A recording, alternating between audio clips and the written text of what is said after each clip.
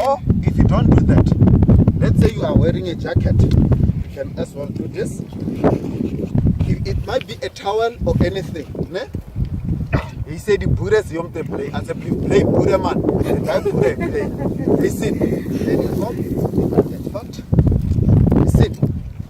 Ek is hier om te play. Die boere is hier om te play. Ek het lang mos geboor met die slange. Okay. I grew up in a situation like that. I grew up in Limpopo. I was raised by my grandfather who had a farm, and reptiles, they were part of our farming to make a living. So since then, because I was raised by him, I have in a way inherited that from him. So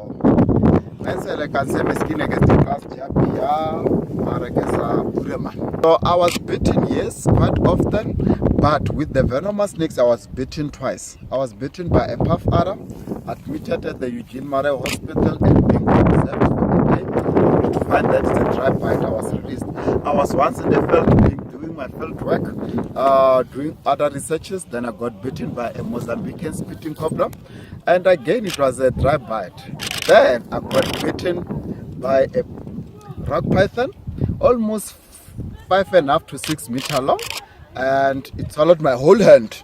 And I managed to take out the radio, call someone supreme me and a team that I work with, and I got assisted. So that's how it went. If you see a snake, stand still and start thinking.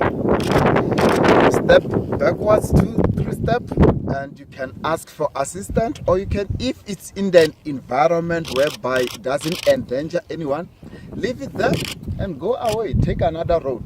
But what I will tell people is education is very, very important. It's vital.